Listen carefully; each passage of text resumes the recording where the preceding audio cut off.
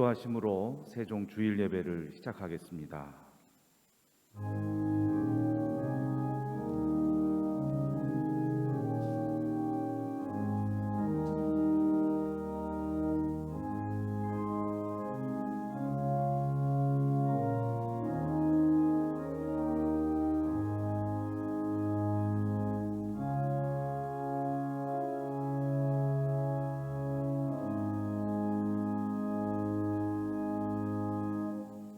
찬송가 43장 다 함께 부르시겠습니다.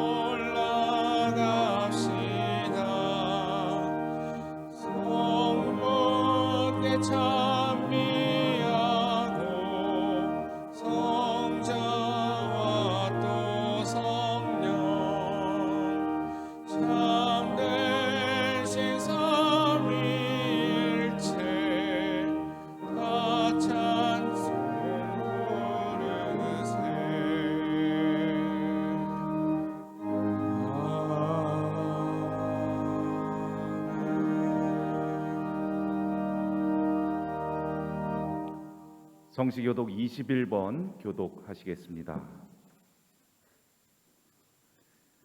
내가 여호와를 항상 송축하며 내 입술로 항상 주를 찬양하리이다. 내 영혼이 여호와를 자랑하리니 공고한 자들이 이를 듣고 기뻐하리로다. 나와 함께 여호와를 광대하시다 하며 함께 그의 이름을 높이세. 내가 여호와께 간구하매 내게 응답하시고 내 모든 두려움에서 나를 건지셨도다. 그들아 주를 앙망하고 광채를 내었으니 그들의 얼굴은 부끄럽지 아니하리로다. 공고한 자가 부르짖음에 여호와께서 들으시고 그의 모든 환난에서 구원하셨도다. 여호와의 천사가 주를 경외하는 자를 둘러 진치고 그들을 건지시는도다. 너희는 여호와의 선하심을 맛보아할지어다. 그에게 피하는 자는 복이 있도다. 너희 성도들아 여호와를 경외하라. 그를 경외하는 자에게는 부족함이 없도다. 젊은 사자는 궁핍하여 줄일지라도 여호와를 찾는 자는 모든 좋은 것에 부족함이 없으리로다. 아멘. 사도신경으로 신앙 고백하시겠습니다.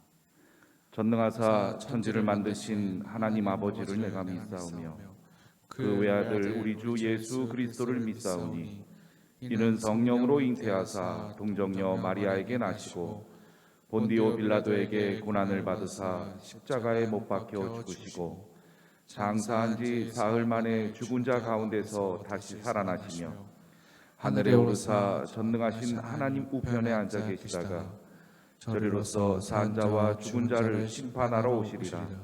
성령을 믿사오며 거룩한 공회와 성도가 서로 교통하는 것과 죄를 사하여 주시는 것과 몸이 다시 사는 것과 영원히 사는 것을 믿사옵나이다.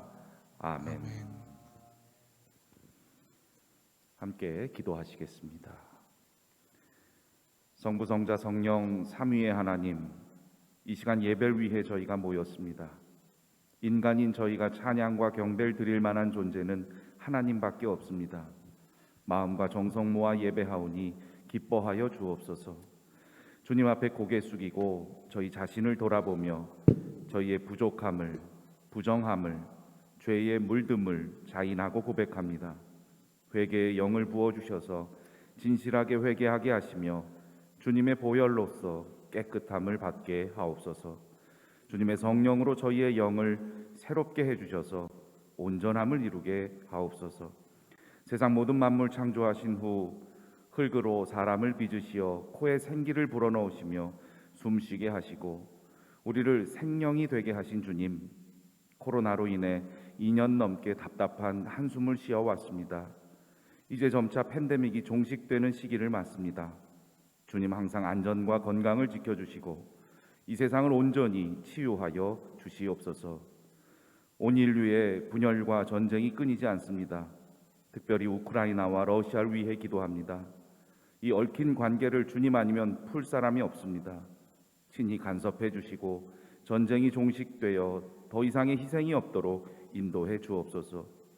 이 나라를 위해 기도합니다. 분열과 양극화가 존재합니다. 새로 선출된 대통령과 모든 위정자들에게 산재한 일들을 헤쳐나갈 수 있는 지혜를 주옵소서. 세우신 대양재단을 위해 기도합니다. 창립 82주년을 맞이하였습니다. 이제까지 이끌어주시고 동행해 주심에 감사하며 앞으로의 일들을 기대합니다. 역동하는 부흥과 발전을 허락하시옵소서. 세우신 교회와 기관들과 학원들을 통해서 복음이 부흥하고 은혜가 부흥하며 인재들이 부흥케 하옵소서. 그리하여 대양재단 산하의 모든 구성원들이 세상의 등대로 우뚝 서게 하시며 세상의 소금으로 녹아들게 하옵소서. 이 시간 선포되는 교수님의 말씀을 통해 저희에게 믿음을 더하여 주시고 힘과 능력을 공급해 주옵소서. 말씀을 통해 하나님 음성을 듣게 하시고 하늘의 지혜와 영원과 영생을 맛보게 하옵소서. 예배를 위해 헌신하며 봉사와 섬김의 손길을 펼치는 이들에게 다함이 없는 은총으로 함께해 주옵소서. 예배하며 주님 앞에 내어놓는 기도들이 있습니다. 허락하신 축복에 감사하는 기도들을 기뻐하여 주시고 여러 가지 문제들로 힘들어하는 기도를 들으시고 성령께서 이길 힘을 공급해 주옵소서. 저희의 기도가 일방통행이 되지 않길 빕니다. 이 시간 저희의 귀를 열어 주님의 기도를 또한 듣게 하옵소서. 이 예배가 하나님 은총을 맛보며 하늘의 만나와 기적을 경험하는 출발점이 되게 하옵소서. 모든 말씀 예수님 이름으로 기도합니다. 아멘.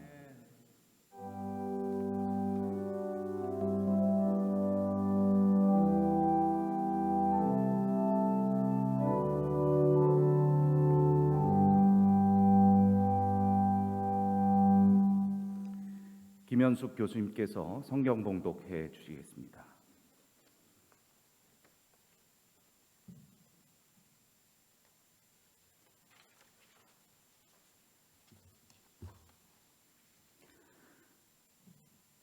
오늘의 말씀은 욥기 1장 6절에서 12절, 2장 1절에서 10절, 31장 6절입니다. 봉독해 드리겠습니다. 하루는 하나님의 아들들이 와서 여호와 앞에 섰고 사단도 그들 가운데에 온지라. 여호와께서 사단에게 이르시되 내가 어디서 왔느냐?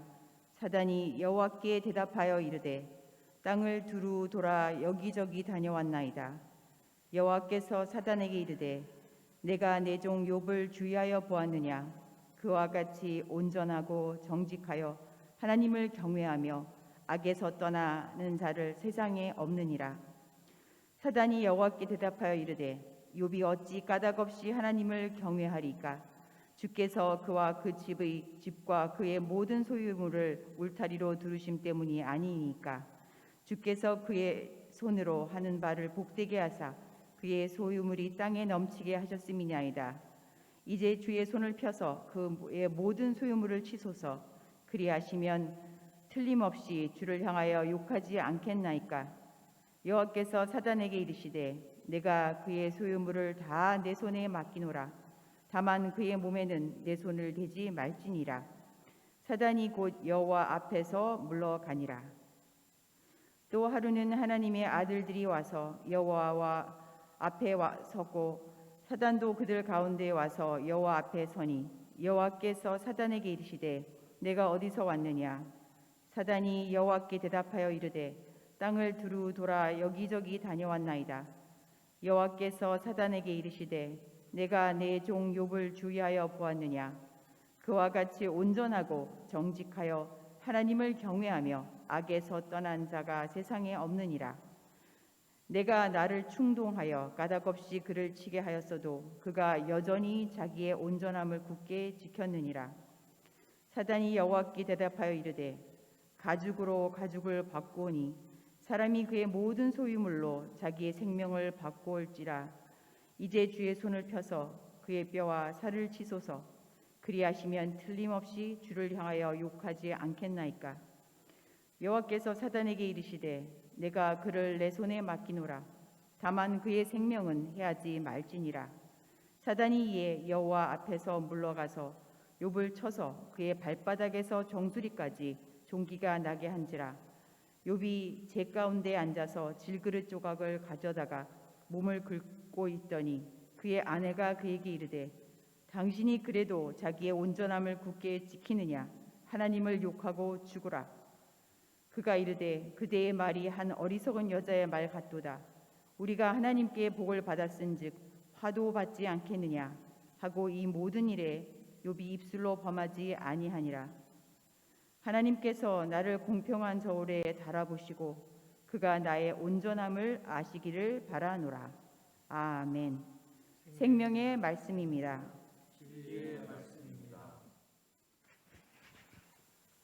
이 시간은 이승우 청년께서 특별 찬양 해주시겠습니다.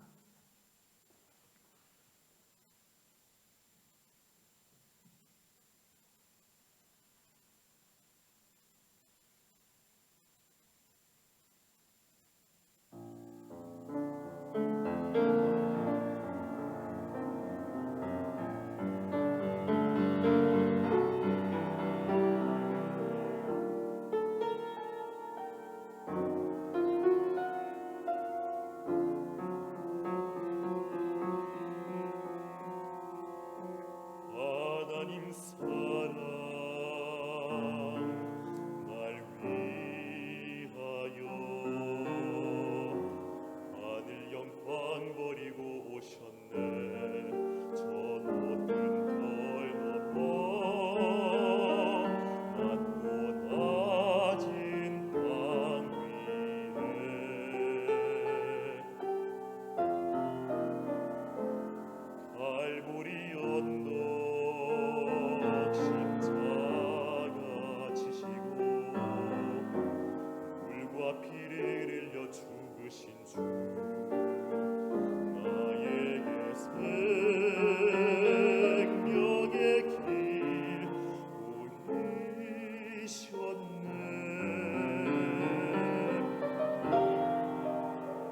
저 하늘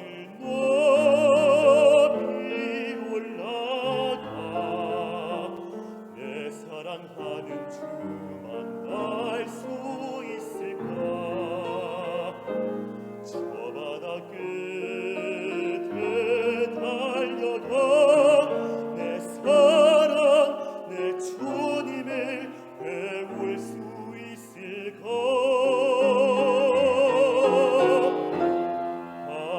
하나님 사랑 그 사랑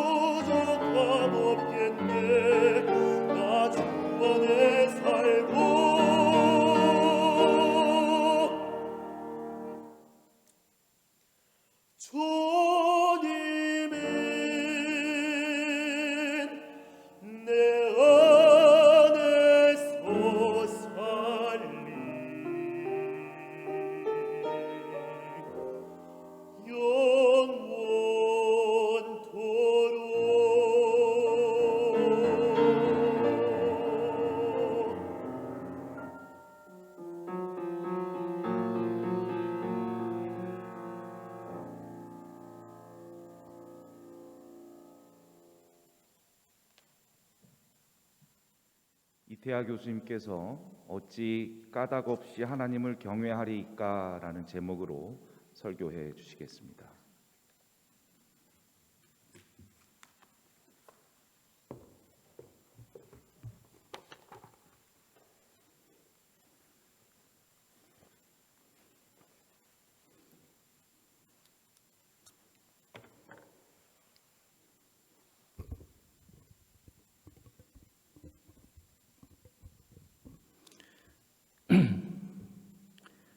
우리가 성경을 읽다 보면 이해하기 쉽지 않은 책들이 많이 있습니다. 신약보다는 특히 구약에서 많은데 그 중에 하나가 욥기입니다. 성경은 욥을 온전하고 정직하여 하나님을 경외하며 악에서 떠난 자라고 전합니다. 사탄은 이런 욥이 하나님을 경외하는 것은 하나님이 그에게 많은 복을 주셨기 때문이라고 말합니다.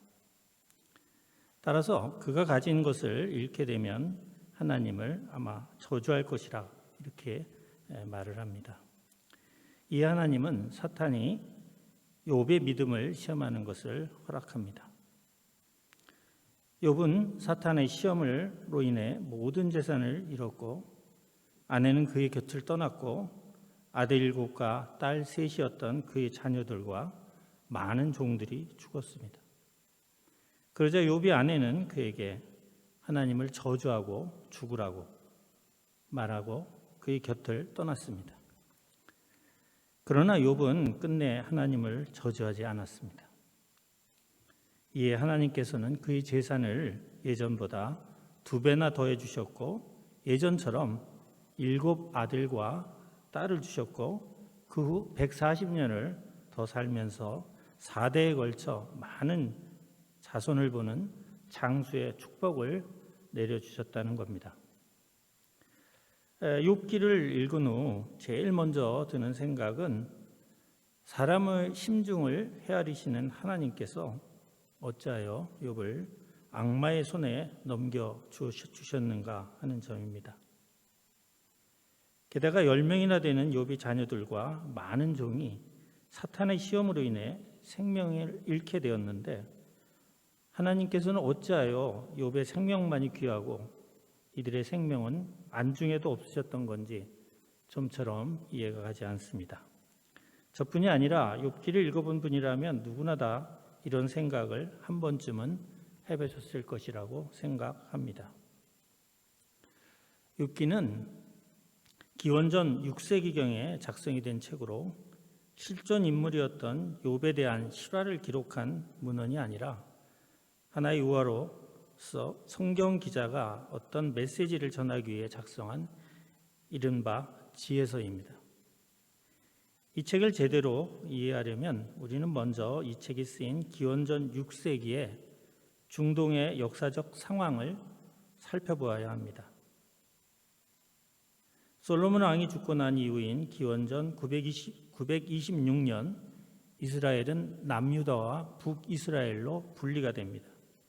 그리고 기원전 722년 북이스라엘은 당시 중동의 패권국이었던 아시리아에 의해서 멸망이 됩니다. 그리고 북이스라엘의 패망 이후에도 나라를 유지하고 있던 남유다 역시 기원전 586년 바벨론의 느부갓네살 왕에 의해서 멸망되고 이스라엘 백성들은 바벨론의 포로로 끌려가게 됩니다. 그러나 538년 바벨론 제국은 고레스 왕이 이끄는 페르시아에 의해서 멸망되고 고레스 왕의 융화 정책에 의해서 당시 포로로 잡혀갔던 이스라엘 백성들은 자신의 땅으로 돌아오게 됩니다.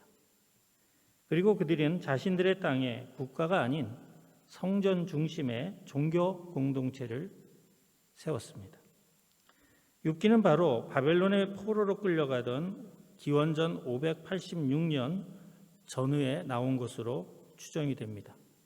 그리고 욥이라는 이름은 박해받는 자 혹은 미움받는 자라는 의미를 갖고 있습니다.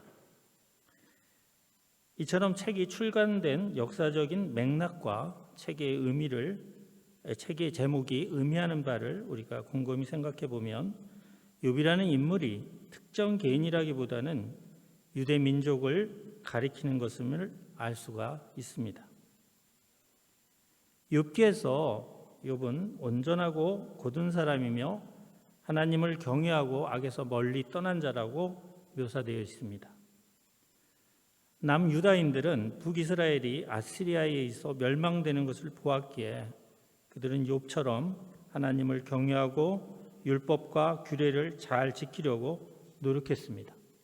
그러나 그들 역시 바벨론에 의해 멸망되었고 멀리 바벨론의 포로로 끌려가는 고초를 겪어야 했습니다. 바벨론의 포로로 잡혀간 유대인들은 욥처럼 하나님을 경외하고 율법과 규례를 잘 지켰는데도 불구하고 엄청난 고초를 당하게 된 그들의 신세를 한탄하고 하나님을 원망했을 겁니다. 그러기에 유다인들은 욥기를 읽으면서 비록 자신들이 당하는 환난의 이유를 알 수 없지만 하나님을 경외하고 믿음을 잃지 않는다면 하나님께서 그들을 예전보다 더 잘 살도록 해주실 것이라는 소망을 가질 수 있었을 것입니다. 오늘날 많은 목사님들이 욥기에서 설교의 주제를 찾습니다. 욥기를 소재로 한 설교를 보면 많은 경우 그 주제가 어찌하여 욥과 같은 의인이 고난을 겪느냐 하는 것입니다. 설교자들이 이 주제를 해설하는 방식은 다양합니다. 그러나 결론은 늘 같은 것임을 알 수가 있습니다. 한결같이 로마서 5장 3절에서 4절, 즉 우리가 환난 중에도 즐거워하나니 이는 환난은 인내를, 인내는 연단을, 연단은 소망을 이루는 줄을 암이라는 말씀으로 결론을 내립니다. 그러나 우리가 여기서 주목해야 할 점이 있습니다.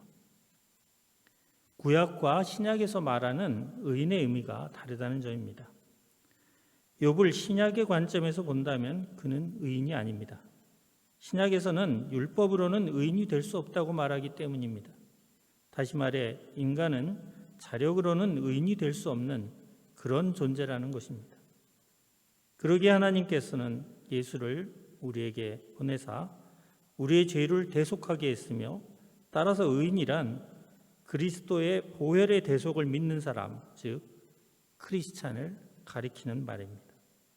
그러므로 욥기의 핵심 주제를 어찌하여 의인이 고난을 받는가라는 질문으로 보고 이에 대한 답을 신약의 로마서에서 찾는다면 이는 욥을 신약의 관점에서 보는 의인으로 본다는 것인데 이는 분명 잘못된 것입니다. 사실 욥은 구약의 관점에서도 의인일 수가 없습니다.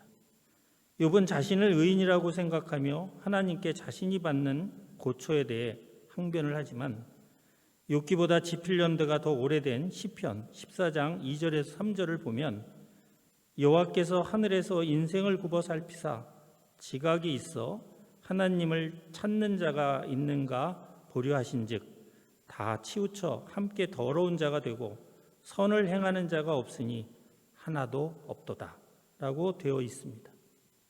그러기에 저의 소견으로는 욥기의 핵심 주제는 의인이 어찌하여 고난을 받느냐라기보다는 사탄이 던진 의문, 즉 욥이 어찌 까닭없이 하나님을 경외하겠느냐라는 것으로 보아야 한다고 생각합니다. 그리고 이 질문 속에서의 욥은 의인이 아니라 우리와 같이 흠많은 평범한 사람입니다. 대부분의 경우 사람들은 까닭없이 하나님을 믿지 않습니다. 대부분의 경우 사람들이 예수를 믿겠다고 교회를 찾아오는 것은 해결해야 할 문제가 있거나 얻고자 하는 무언가가 있기 때문입니다.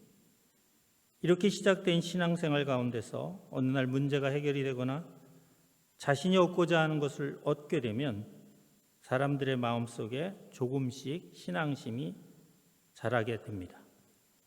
그래서 교회도 열심히 나가고 헌금도 많이 내게 됩니다. 그러나 자신이 하던 일이 다시 잘 안 풀리고 아무리 기도해도 기도에 응답이 없으면 다시금 예전의 방식대로 돌아가 세상적으로 문제를 해결하고자 합니다. 이스라엘 백성이 모세를 따라 자신들의 삶의 터전이었던 애굽의 고센 땅을 떠나 아무것도 없는 호흡을판의 거친 광야로 나올 수 있었던 것은 모세가 행한 놀라운 기적을 목격하였고 그들을 절대 풀어줄 것 같지 않았던 바로가 그들을 풀어주었기 때문이었습니다. 이처럼 그들이 하나님이 보낸 모세를 따라 나서게 된 데는 나름 까닭이 있었던 것입니다.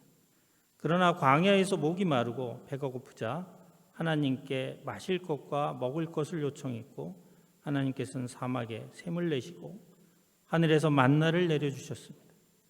그러나 매일 먹는 만나가 지겨워지자 그들은 애굽에서 살 때 먹었던 고기를 그리워하게 됐고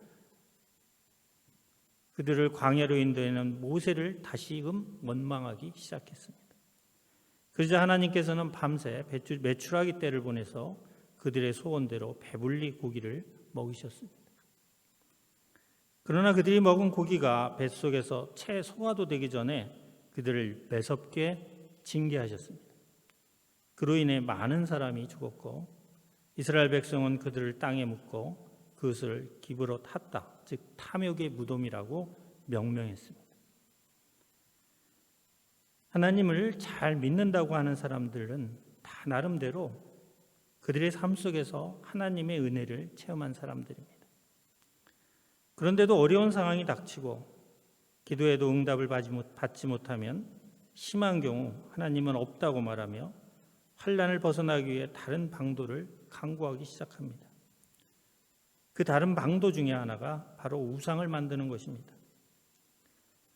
아라비안 나이트를 보면 주인공 알라딘은 요술 램프를 문질러 램프 요정인 지니를 불러내어 자신의 소망을 성취하는데 이 이야기는 바로 우상 숭배의 본질을 잘 보여주고 있습니다. 우상 숭배란 동물이나 이상한 괴물의 상을 만들어 놓고 경배하는 것이 아니라 내 욕망을 채우기 위해 하나님을 나의 종으로 삼는 것입니다. 만약 하나님을 경외함이 자신의 욕망을 성취하기 위함이라면 이는 하나님을 섬기는 것이 아니라 실상은 자기 자신을 섬기는 것입니다.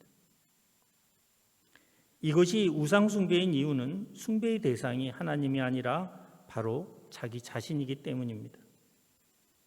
시내산에 올라간 모세가 40일간 돌아오지 않자 이스라엘 백성들은 자신들이 애굽을 떠날 때 애굽인들로부터 받았던 금부치들을 모아 그들이 애굽에서 믿던 풍요의 신인 아피스의 신상, 즉 금송아지 신상을 만들었습니다. 그리고 그것의 이름을 여호와라고 불렀습니다. 이는 이스라엘 백성들이 여호와가 만유의 주재자이심을 망각하고 그들의 필요와 욕망을 채워주는 한낱 종으로 전락시키고 있음을 보여준 사건이었습니다. 욥은 이스라엘 백성들과는 달리 혹독한 시련 가운데서도 하나님을 부인하거나 비난하지 않았고 내가 모태에서 알몸으로 나왔사온즉 또한 알몸이 그리로 돌아가올지라 주신 이도 여호와시요 거두신 이도 여호와시니 여호와의 이름이 찬송을 받을지어다 라고 고백합니다. 그러나 그를 찾아온 3명의 친구들이 무언가 잘못이 있길래 그가 징계를 받고 있는 것이라고 집요하게 질책을 하자 욥은 도덕적으로 깨끗한 자신이며 자기 자신이 도덕적으로 깨끗한 사람이며 율법에 따라 살아온 의인이라고 항변합니다. 그러면서 하나님께 자기가 의인임을 알아주실 것을 요청하고 한 걸음 더 나아가 자신이 왜 이런 고초를 당하는지 하나님께 답변을 해줄 것을 요청합니다. 그러나 욥이 이런 태도는 믿음의 조상이라고 불리는 아브라함의 태도와는 전혀 다른 것이었습니다. 창세기 22장을 보면 아브라함은 자신의 나이 100세에 어렵게 얻은 아들 이삭을 번제로 바치라는 하나님의 요구에 어떠한 불평도 어떠한 토도 달지 않고 순종했습니다. 영문학사에는 아주 유명한 사랑의 이야기가 있습니다. 여기에 2명의 시인이 등장합니다. 한 사람은 로버트 브라우닝이고 다른 한 사람은 엘리자베스 베렛 브라우닝입니다. 두 사람은 결혼한 사이인데 로버트 브라우닝은 6살 연상이었던 엘리자베스 베렛 브라우닝의 시를 읽고 그녀에게 반해 사랑을 고백했고 엘리자베스 베렛 브라우닝은 자신의 지병과 가족의 반대를 물리치고 로버트 브라우닝의 사랑을 받아주었습니다. 그래야 그들은 마침내 결혼을 했습니다.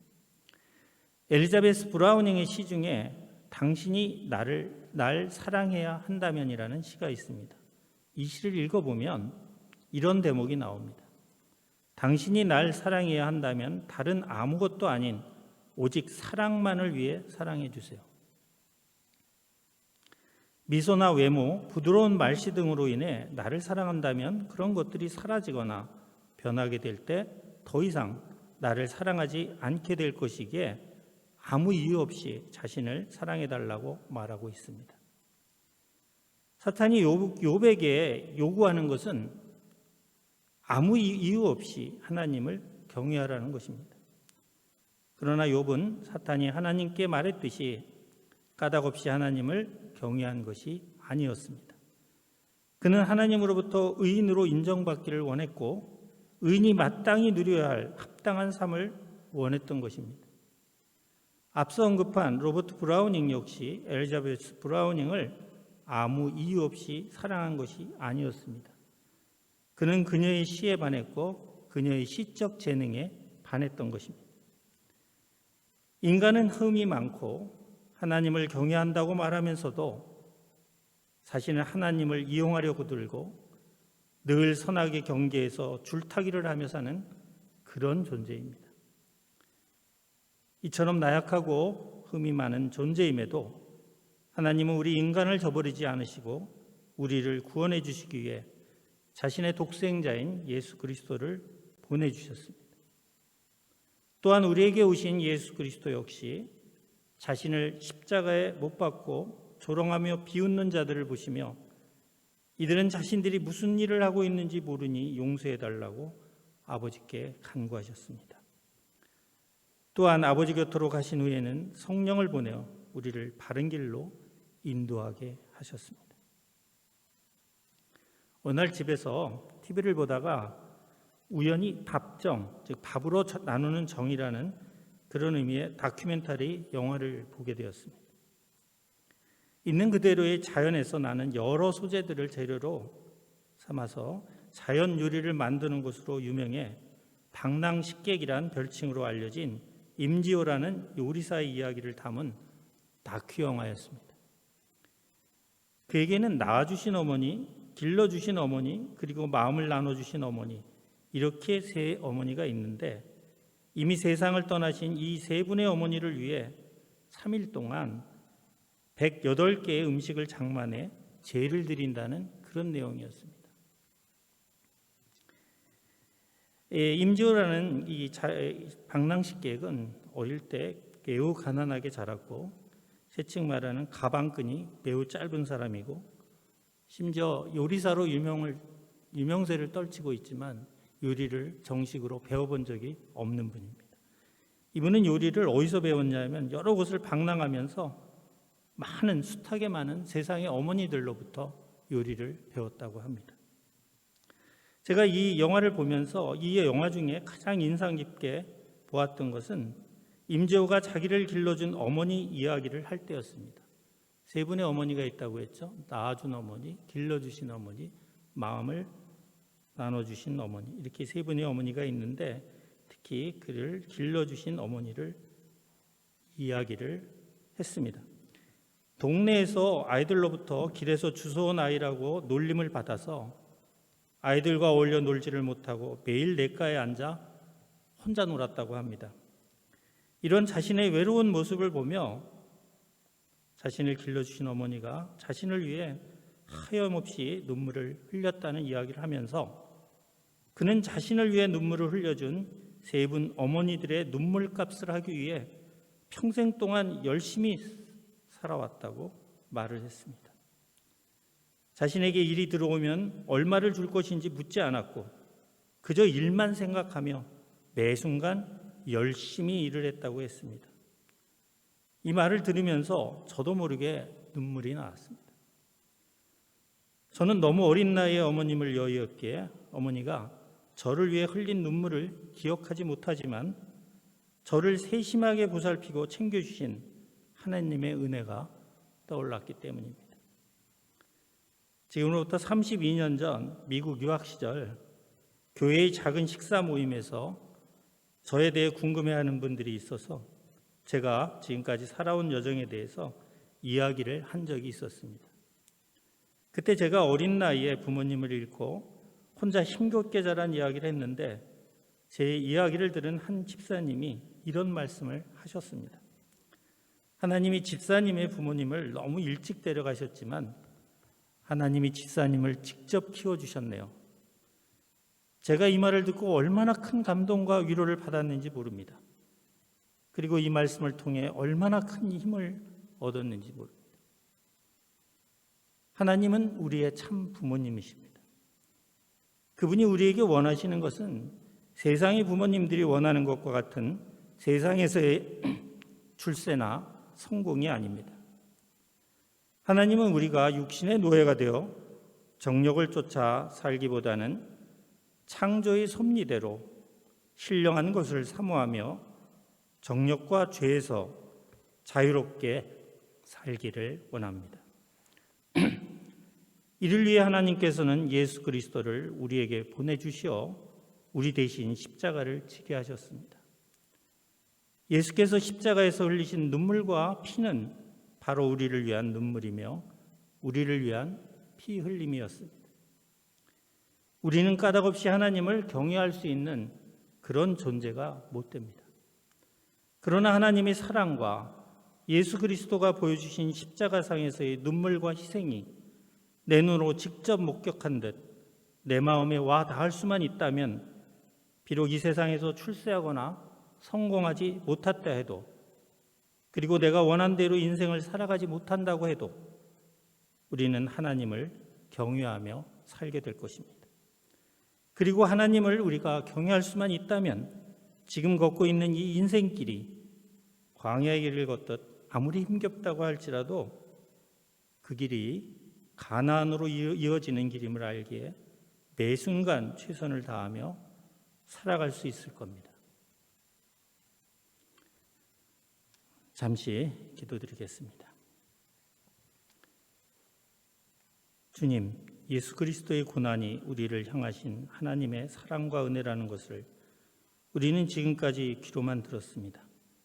그러나 이제 예수 그리스도께서 보여주신 십자가의 눈물과 피 흘림이 바로 나를 위한 주님의 눈물이자 희생이었음을 믿음의 눈으로 보기를 원합니다. 주님, 저희의 마음에 찾아오시어 저희의 영안을 밝혀주시옵소서. 그리하여 저희의 인생이 주님의 눈물과 희생으로 값을 치르신 것임을 깨달아 알게 해주시옵소서. 그리하여 우리 모두가 주님께 눈물과 사랑의 빛을 지고 있음을 깨달아 알게 해주시옵소서. 이 모든 말씀 우리 주 예수 그리스도의 이름으로 감사하며 기도드립니다. 아멘.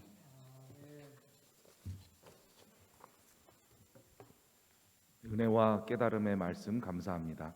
이 시간에는 담임 목사님께서 환영 및 광고 말씀 해주시겠습니다.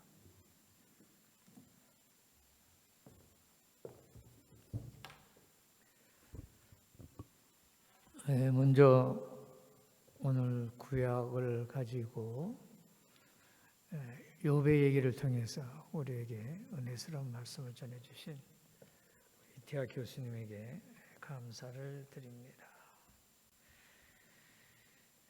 주보 뒷면을 보시면은 알리는 소식이 적혀져 있습니다. 오늘 아침에도 제가 전화를 받았습니다만은 저희들이 갑자기 대면 예배에서 비대면 예배로 우리 예배 형식을 바꾸게 되었습니다. 어쩔 수 없는 교회 내부의 사정으로 인하여 비대면 예배를 드리게 되었습니다. 좀 궁금증이 있으시면은 전화 또는 우리 양 목사님에게 전화를 주시면은 자세히 설명을 드리도록 하겠습니다. 주일 예배는 문자로 보내드리는 링크에 접속하셔서 일요일 오전 9시 50분부터 예배를 준비하시고 정각 10시에 주일 예배가 시작되겠습니다. 2번으로 넘어가서 5월 기도 제목입니다. 창립 82주년을 맞이하는 우리 대양재단, 앞으로 얼마 되지 않아 100주년을 맞이하고 또 그 이후로 계속 저희들이 나가야 할 터인데, 안정과 발전을 동시에 이룰 수 있도록 여러분 꼭 기도해 주시기를 바랍니다. 또한 5월은 가정의 달입니다. 가정의 달을 맞아 허락하신 가정들이 사랑과 기쁨이 넘치는 작은 천국이 될 수 있도록 우리 다 함께 서로의 가정을 위해서 기도해 주시기를 바랍니다. 마지막으로 우크라이나 전쟁, 정말로 끔찍한 참상이 지금도 벌어지고 있습니다. 하나님께서 직접 개입하셔서 이 전쟁이 속히 종식되고 평화가 정착될 수 있도록 여러분 간절히 기도해 주시기를 부탁을 드립니다. 이제 다 함께 찬송가 430장 부르시고 제가 축도하고 오늘 예배를 마치겠습니다. 가사는 화면에 나오고 있습니다.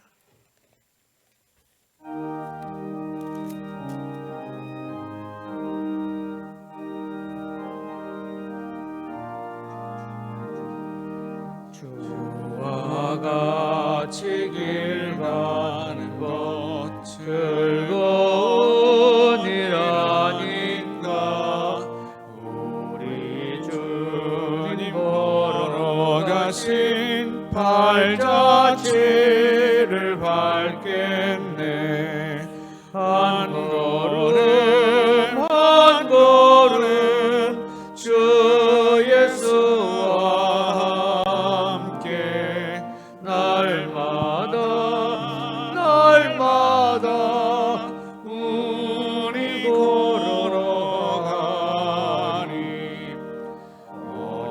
어린아이 같은 우리 미련하고 약하나 주의 손에 이끌려 생명길로 가겠네. 한 걸음 한 걸음 주 예수와 함께 날마다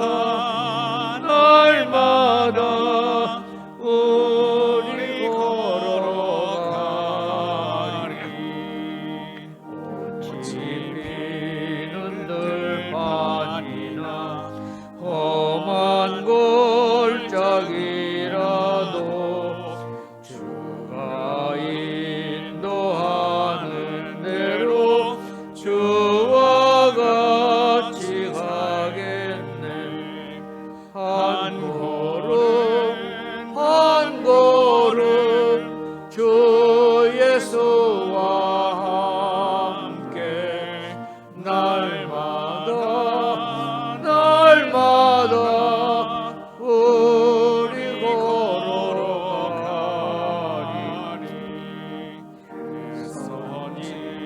선지자의 녹같이 우리들도 천국에 들려 올라갈 때까지 주와 같이 걷겠네. 한 걸음 한 걸음 주 예수와 함께 날마다 우리 걸어가리.